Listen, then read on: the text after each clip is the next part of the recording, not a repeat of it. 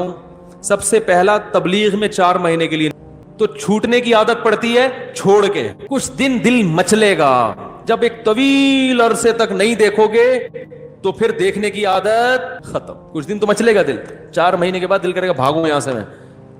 لیکن تبلیغ میں ایک ماحول ملتا ہے, بہت دن تک گناہ سے دور رہیں گے تو انشاءاللہ عادت چھوٹ جائے گی. واپس آئے, پھر شیطان نے ورغلا کے گناہ کروا دیا, دوبارہ نکل لو. ایسی کی بولو نا, ایسی کی تیسی اس لیے کہہ رہا ہوں کہ پھر کاروبار دکان کا ہر بھاڑ میں جائے کاروبار.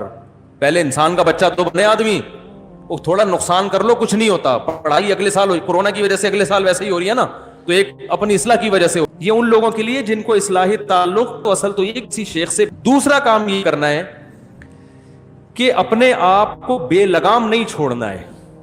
آپ نے انٹرنیٹ پر بیہودہ فلمیں, فحش فلمیں دیکھنے سے توبہ کر لی, اور کوئی برائی سے توبہ کر لی, توبہ تو لازمی کرو, صحیح ہے نا, پکی ڈھکی توبہ. لیکن ایک ارادہ کرنا ہے کہ آئندہ مجھ سے اگر شیطان نے گناہ کروایا تو یہ گناہ فری میں نہیں پڑے گا.